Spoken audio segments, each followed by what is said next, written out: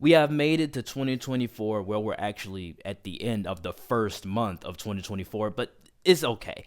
2023 was a weird year for movies, so today I thought it was time for me to stop and rank all of the 2023 movies I saw in the year 2023, ranked from the worst to the best. Please know that everything that I will say in this video is just my very own opinion. My list is certainly not the right list. It is just my list, and you are free to comment down below your very own ranking of all of the 2023 movies that you have seen in the year 2023, ranked from the worst to the best, just like me. Or you could just do your favorite. My name is SW Nation. You can check out that Twitter and that brand new TikTok. Those links are inside of the description as we speak right now. This is a long video, so sit back, get some snacks, and enjoy my list. Kicking off our list at number 53 is Mama Said Come Home for Christmas. I mean, it's just terrible. Absolutely terrible. I wasn't even going to watch this movie. My mom put it on, and she fell asleep. And because it was a 2023 movie, I was like, well, now I just got to sit down and watch it. Now I'm kind of curious, because at the start of it, it was like, it could be kind of okay.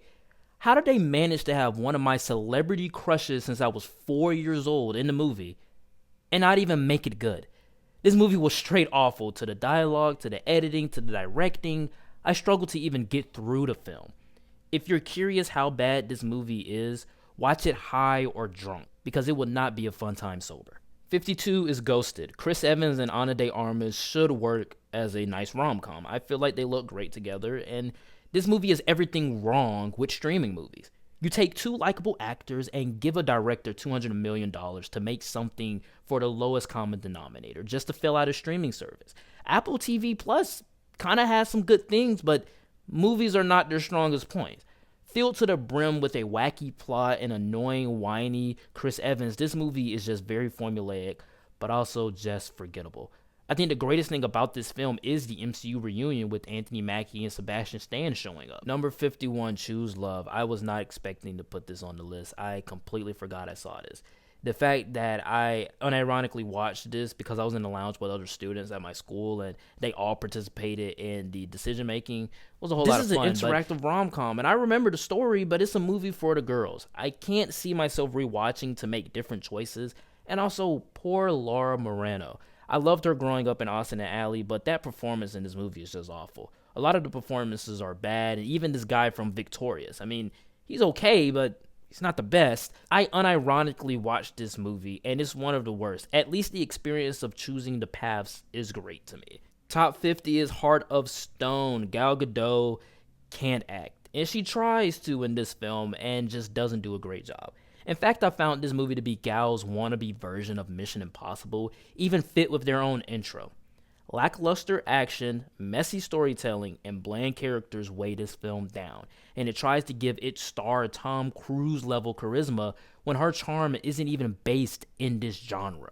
49, Meg 2. I was hearing that this is a big dumb movie, and I was expecting a big dumb Fast and Furious featuring sharks, and that's fine. I was open to watching that, but because this movie had so much story and took its sweet ass time with it, I found myself bored. And once the stuff happened that I wanted, it becomes, oh, I see why people watch this. The thrills are campy. It just takes too long to get to the good stuff. 48, Justice League War Worlds. For the most part, it does some great things with Wonder Woman, and I liked her storyline in the film. And I'm a sucker for Elseworld stories. But I found this movie to be too confusing and distracting since there was essentially no build up to this event. The Arrowverse did this in one of their crossovers, Invasion, and that had a better build up in 48 minutes than this movie's 1 hour and 30 minutes. On top of this awkward plot, it doesn't do this film any favors that it's just set up for Crisis on Infinite Earths, which I have not seen. I know it's out. I know part 1 is out, but I have not seen it yet. I'm going to check it out after this ranking. Number 47, Legion of Heroes 2. Tomorrowverse films back to back. This movie threw me for a curveball, having Kari and Brainy get together. Spoilers, by the way. I for sure figured Mon-El was gonna go the Supergirl route and being a hero, but alas, comics are different from the Arrowverse. I think I prefer this over War Worlds, but I can't lie, there is not one thing I remember about this movie. It's not bad or boring, it's just forgettable. I feel this should have been the first Justice League Tomorrowverse film, but hey, what do I know? Go Supergirl. 46, Spider-Man Lotus. I'm not supposed to be for this movie because the actor is racist and the multiple controversies surrounding this project that was made because of the hatred a fan had for the MCU Spider-Man. This is a YouTube fan film and I was kind of excited about it because of the controversy, because what if all that controversy, the movie was actually great? In hindsight though, people really gave this random man on the internet $200,000 to make the true Spider-Man film no one has ever seen before. That's how they marketed it. This movie is nothing we haven't seen before. We really spent 2 hours watching every character be depressed, Peter acting like his symbiote version, and just awful, awful pacing. Racist Spider-Man isn't even the worst thing about this movie. It's just bad because it's a film made out of cynicism, and that's never a good thing when you're a rising filmmaker. 45, May, December. There's just something off about this movie. Instead of being a true exploration and showcasing this really real event, it focuses on how actors take it way too far. Musical cues are distracting and the tone fluctuates. I think Natalie Portman does a great job, I will admit, but I think they lost a chance to tell a truly compelling story that also works as a warning. 44, House Party. I grew up knowing of House Party. My mom watched it all the time, but I never saw the original until like 2023. And watching this movie is weird, you know? Do I like the idea of LeBron's house being used as a party environment? Of course. Are there bad, beautiful women at the party? Yes. Is there a shortage of shenanigans? No. But dude, despite their best efforts, the characters are unlikable. The story goes off the rails, even visiting the Illuminati with Kid Cudi. I'd say the one redeeming quality is the celebrity cameos. Just seeing Lil Wayne or Maya just pop up was cool, man. I would love to see more movies with just a bunch of celebrities having fun at a party, and you don't know which celebrity is just going to pop up then and there. You got LeBron, you got Lil Wayne, you got Maya, you got Tanashi.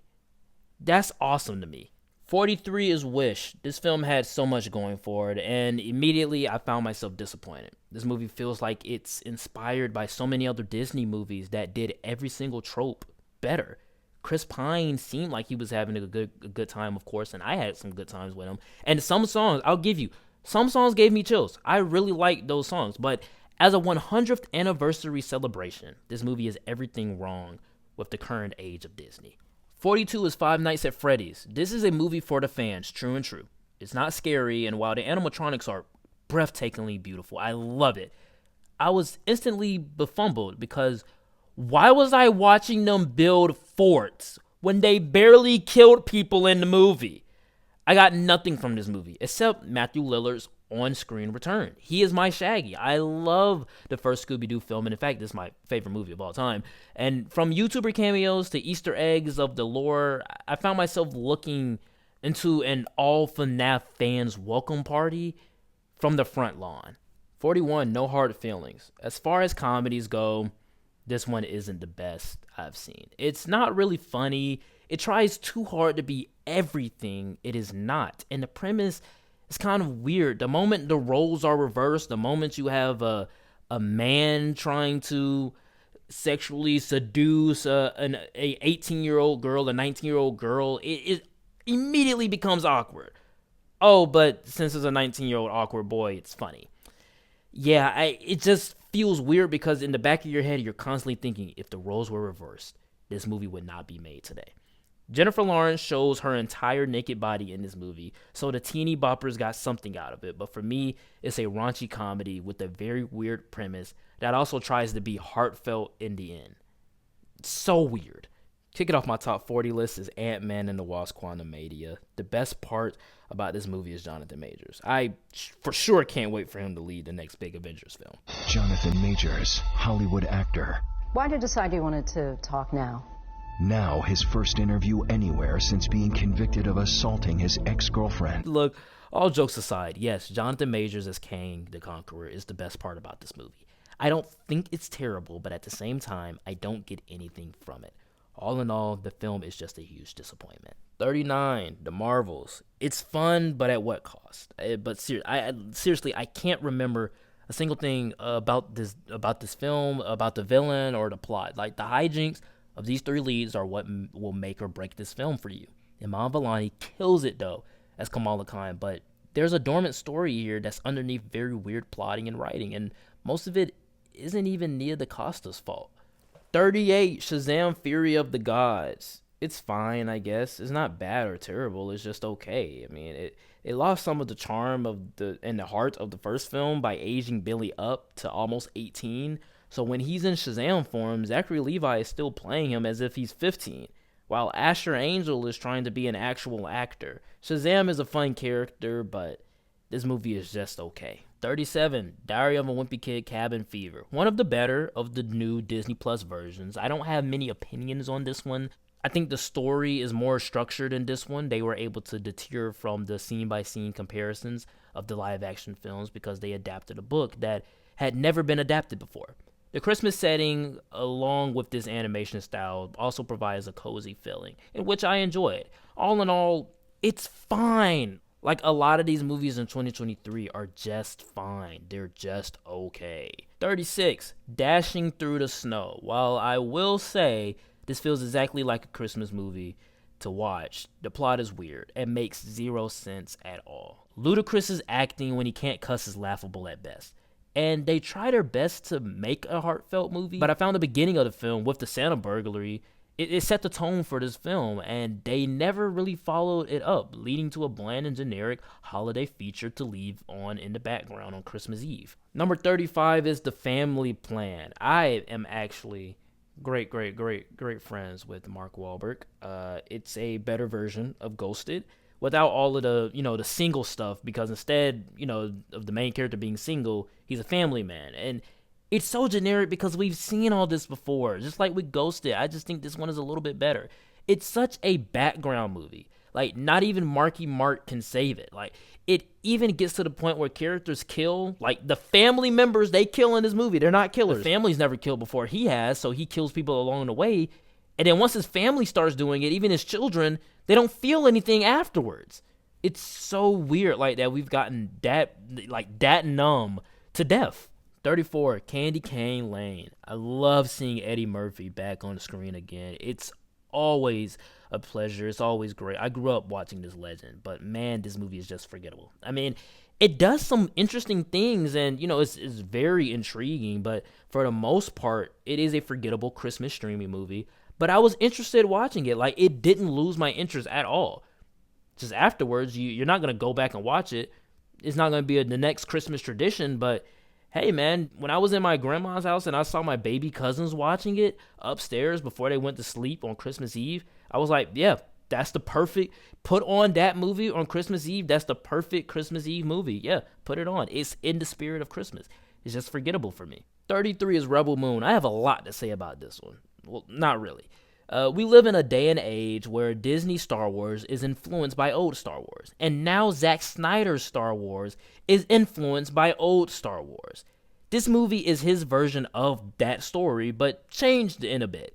I'm entertained by the fact that the characters look new and the mythology seems epic in scale, but this movie is essentially a New Hope, man. I'm mixed on it, being a part one because the story concludes in the end, but it's not nearly satisfying enough. So it feels like I just spent 2 hours getting to know one character that's essentially Jyn from Rogue One.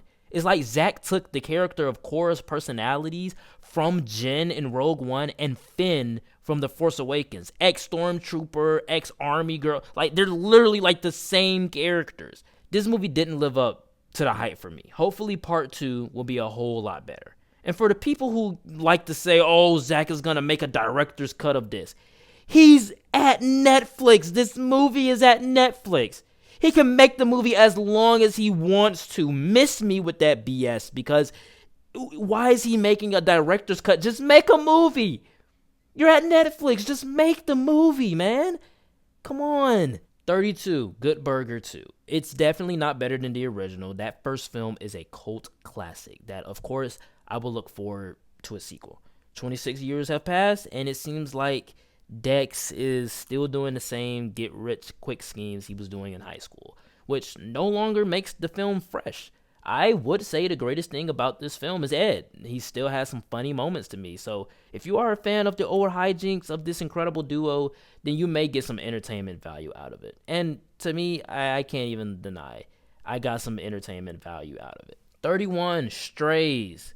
This is a very funny, raunchy comedy to me.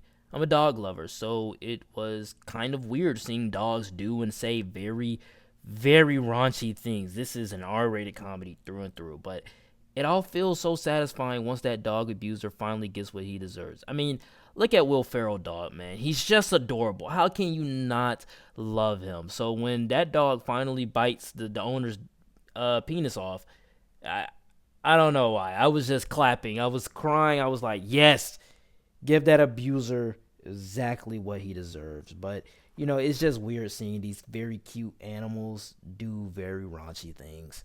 Kicking off my top 30 list is Haunted Mansion. I was interested because of the cast and the fact that Lakeith Stanfield was involved in it. It had to be something special, right?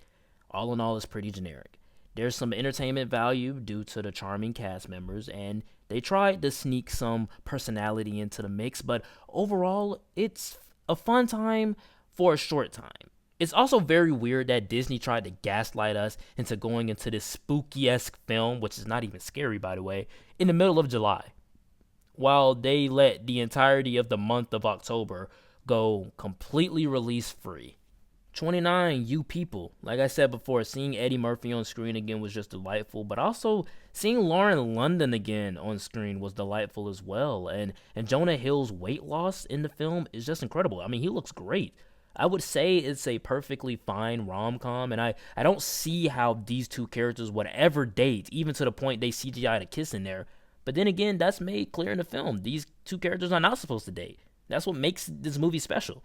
They also show the racism on both sides when interracial couples happen. Look, I'm black, and I understand how black people are, and usually we're more subtle with the racism. We are racist. And white people, they're just ignorant. Like, white people are literally just ignorant. They don't know. I thought the premise was good. The film was aight. 28, Power Rangers, Once and Always. We all had a Power Rangers phase, man. We all had Power Rangers action figures growing up, don't deny it. So watching this movie brings out the inner child of me. And sure, the acting and effects are terrible, and the effects and villains are just guys in a suit, but come on, Power Rangers has always been this cheesy, and this is a great 30-year celebration, even if the Black Ranger is really the only one trying.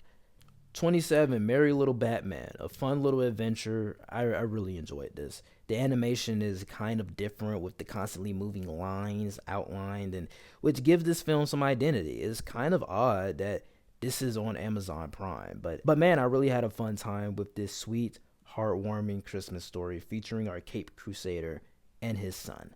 26, Transformers Rise of the Beasts, a solid enough addition to the franchise. It's kind of a mix of both Bumblebee and the Bay films. It tries to be in the middle there. The action of the Bay films and the heart and story of Bumblebee.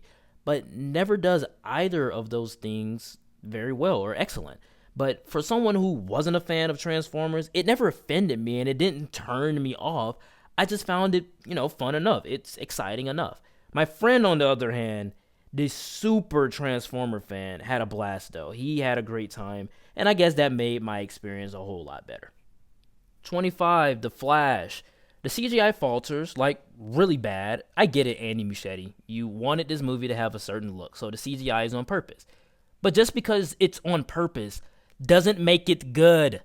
I love The Flash as a character, and for some, I think the story of losing a parent too soon will resonate with them. But for me, all I see is a story that is the basic Flash story. And you mean to tell me it took this long to make it? Get out of here! 24, Aquaman and the Lost Kingdom, a fun follow-up to the original film. But as a conclusion to the DCEU, it doesn't make a splash. But that doesn't make it a flop neither. Jason Momoa looks like he's having a blast, and surprisingly enough, the film is fairly consistent and doesn't feel like a hodgepodge of many different reshoots. I applaud James Wan for making this film as cohesive as it was. 23, Puppy Love. This film is if someone took the top 2 hottest actors from the CW and put them in a rom-com. I had fun with it. It felt kind of sweet, It's weird seeing Grant Gustin so cautious and dorky, but It was a nice change of pace. The idea of making a rom-com for people through the love of their dogs is the greatest idea ever for someone like me who is a dog lover. 22, John Wick Chapter 4. Look, while I appreciate the fact that John Wick's franchise has some incredible action and insane stunt choreography, this movie really has no plot to me. It goes on for entirely too long. We have long 20-minute action sequences with 5 minutes worth of dialogue. And during those 20 minutes, yes, some of the stuff is cool. You have never seen this stuff put to screen before. But once you see 100 goons drop one after another, it just becomes numbing. 21, Elemental. Pixar's first rom-com, and I felt like how I am with all of Pixar films now. I love how beautiful the animation is, and I thought it could have been better. I love the idea of a more mature Pixar film with the gloss of a children's film this movie's potential had. I will say, though, if the film's job was to make me emotional about the fire people immigrating, then it did its job. It works as an immigration story. It works as a love story. I just wish it was a little bit more mature, but by the end, I was bawling tears. Top 20 is Sly. As a Rocky fan, this is nothing more than a trip through the years before Rocky and after Rocky. Sylvester Stallone's early childhood life is explained briefly, but they mainly focus on him as an action star and the ups and downs of him in the industry. I don't think I feel any closer to Sylvester, though. Most of this documentary was about his movies and career after he talks about his struggle to make Rocky. I didn't find anything that personal I could cling on to, unlike Tyler Perry's documentary, which we will talk about in a few. Number 19, Maxine's Baby, the Tyler Perry documentary. There are so many stipulations about Tyler Perry nowadays, Illuminati, but Tyler Perry is one of those genies in a bottle. He not only made movies for us, but also about us and created jobs for us. Those who are small black actors just trying to make it are all given a chance through him. Now, he's not Jesus Christ, of course, but this documentary was able to go deep behind the scenes of this man who had a dream to tell stories and against all odds, money, environment, even when his own mother said stop, he made it and he took his people with him. It's an incredible documentary that made me respect this guy more and more. 18 is Blue Beetle. Jaime's family are the standouts, but it's a fairly generic, superhero movie. The plot is reminiscent of Ant-Man with a little Iron Man in the mix, but to me, and I have made a video on this, to me, Blue Beetle is kind of DC's answer to Spider-Man, so that makes it a little bit more fun. 17 is Wonka, just a true delight, an innocent film that doesn't step on anyone's toes and just wants to do the job of entertaining. It's a nice holiday film that just focuses on being a charming prequel to Willy Wonka and the Chocolate Factory. While other films have some level of cynicism in them, the Timothée Chalamet's version just wants to be pure innocence for the family. To me, that's heartwarming enough. 16, Extraction 2. Chris Hemsworth is back in this film with bigger and better action sequences, and constantly I was on the edge of my seat watching these action sequences. I faintly remember the plot because of time. I didn't get to rewatch this movie, but I love the fact that this movie exists and that we have high standard action that's shot well on location, practically and expertly choreographed. I found this film's action better than John Wick Chapter 4's. Once they had that 20-minute one shot, it immediately won me over. Number 15, Anyone But You. I get it. I'm a man. And I'm single as of this moment, so I shouldn't be walking into a rom-com by myself. But dude, I'm a sucker for these types of films. I have a whole lot of rom-coms on this list, and I have a whole lot of Christmas movies on this list, but rom-coms aren't my thing other than during the holidays. So when I went into this film, I was expecting a schlocky movie, and while it's generic, there's just so much here to enjoy, and when it comes to the actual romance, I can't say I hated a single thing about this movie. It was so easy for me to consume it. The main characters, they have a great chemistry together. It was fun, it was funny, and it was also pretty sexy as well. I mean, dude, this is a great rom-com, and I cannot wait to rewatch this movie. 14, Fast X. It dials back the ridiculousness of F9 and goes more into that level of 6 and 7. Ridiculous, but believable. Jason Momoa is having the time of his life, and he's by far the best villain we've had in the franchise. I love the cliffhanger by the end, and to me, This is the best Fast and Furious film since 7. You guys can check out that ranking on the channel. 13, The Eras Tour. This is a concert film, and no, I'm not a Swiftie, but I think I want to convert, man. I loved this whole thing. I don't know if I were to see it in theaters, I would love it because, well, I know no Swift songs. The audience would have more fun singing and dancing while I'm just sitting there wanting to participate. This is clearly for the fans, but for 3 hours, I was never bored. Swift provides this gracefulness whenever she performs, and the energy is just there all the time. I know we have so many comparisons, and yes, he is the GOAT, but dog, Taylor Swift is the closest performer to Michael Jackson we will ever know. We have Beyonce. Yes, we have Beyonce, but we have Taylor Swift as well. I just felt that type of energy from this. Or maybe I'm tripping. Maybe I should have watched the Renaissance film as well, but I saw Eras Tour, and I really loved it. 12, Mission Impossible Dead Reckoning. Look, Tom Cruise is always great, man. The action scenes are stellar, of course, and as this being a part 1, it actually feels like a full story by the end. My issues stem from the fact that they could have went farther with the AI concept. And the fact that we are so spoiled with incredible action sequences, you kind of feel bored once the talking scenes happen. I'm still excited for part 2, though. 11 is Teenage Mutant Ninja Turtles Mutant Mayhem. Actually puts the teenage in Teenage Mutant Ninja Turtles. The animation is something unique, and while inspired by Spider-Verse, it is still something I never saw before in theaters. While I enjoyed the childish energy of this movie, I still have many problems with these freakish turtles putting on teen clothes and just waltzing into high school and going to prom. I like my turtles be the characters that save the city but still hated by society. Kicking off the top 10 list is Guardians of the Galaxy Volume 3. I love the Guardians, and James Gunn returns for one final feeling. It serves as an incredible trilogy ender, as well as a nice conclusion to these characters. The tragedy of Rocket makes this film emotional, but while having that emotional core, James Gunn crafted the ending to where no one even had to die. Number 9, Barbie. Don't hate me, but Ken is the best part about this movie. The men were really my favorite part about this movie because of the Ken's humor, but man, did Greta Gerwig deliver. Exactly what I expected from a Barbie movie in the year 2023, while also giving me more of a message than what I was expecting. I'm actually upset at the Academy because Greta Gerwig should have been nominated for Best Director and Margot Robbie maybe even Best Actress.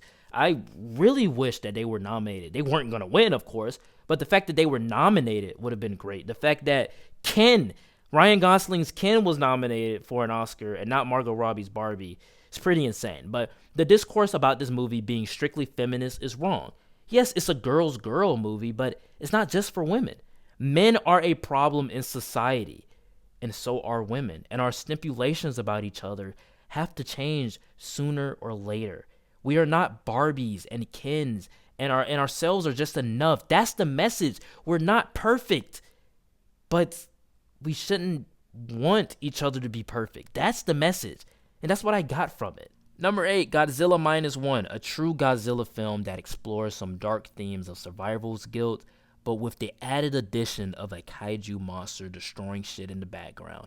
Never have I ever watched a kaiju movie where I actually cared about the humans and truly scared of the monster. This is a Godzilla that you fear, and man, do I love that.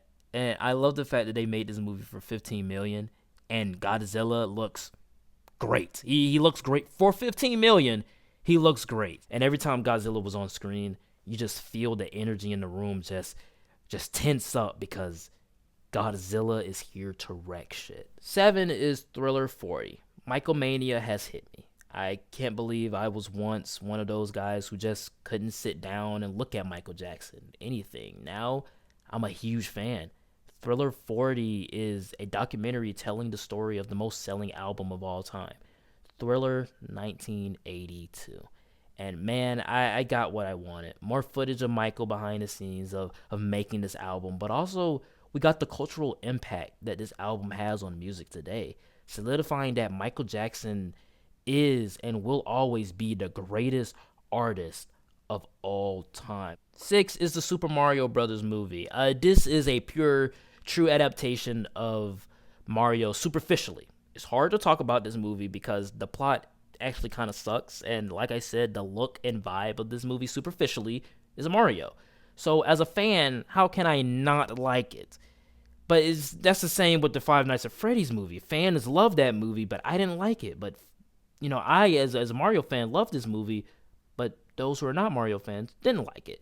That being said, this movie is a bunch of games mixed together to form an ass plot. And if you're not a fan of Mario, like I said, yeah, this movie's gonna suck for you. I guess it wasn't that hard after all. Top 5 list starts with Air. I am by no means a basketball fan or a sneakerhead. After this film, I think I want to dive into those things a little bit more.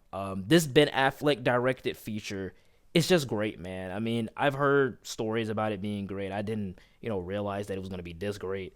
It has the Oppenheimer effect, making me invested in just conversation about stuff I don't care about.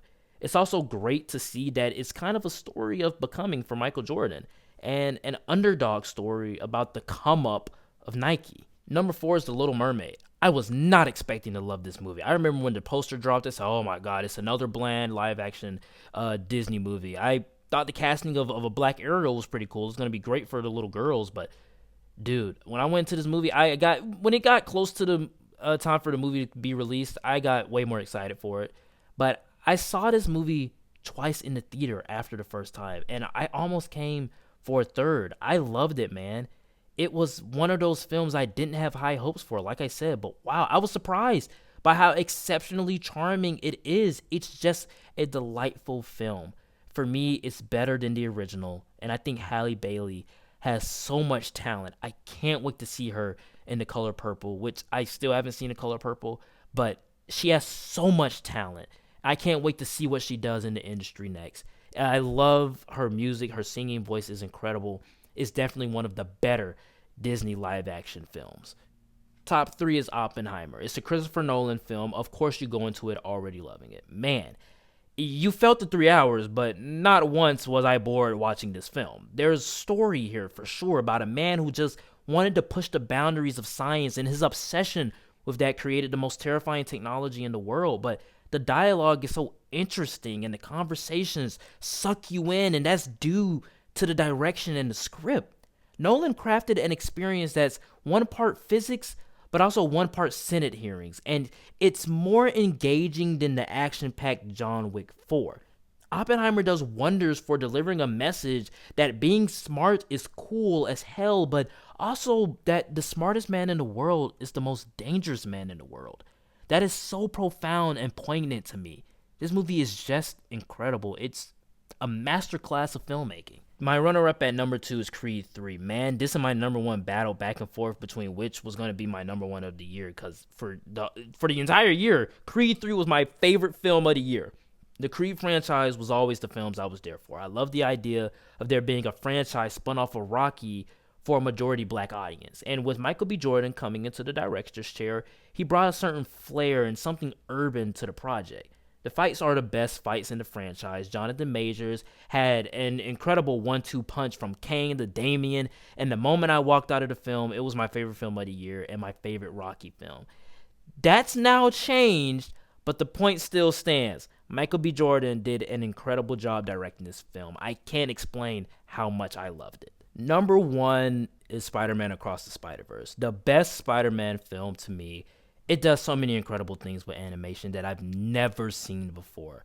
I'm so mad at the Academy for not making this, nominating this for Best Picture or even nominating this for Best Animated Feature. Like, it's so insane how snubbed this movie got. Best Score, like, come on. This soundtrack is the best soundtrack that I've heard from a movie this whole year. Like, honestly, even though it's not my favorite album of the year, you guys can go check that out on my TikTok, but it's my favorite soundtrack of the year from movies. And I was just so invested in the story to the point where I just didn't want it to stop at any time. If Into the Spider-Verse was about anyone can wear the mask, this film is about how you wear the mask.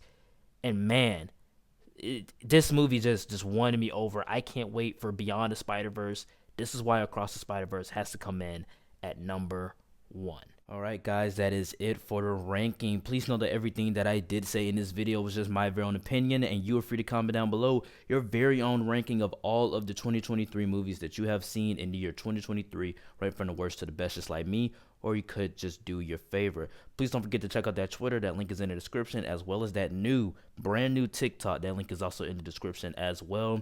With all of that out of the way, guys, like, comment, and subscribe. Here's to a successful 2024. See you all next time. Peace.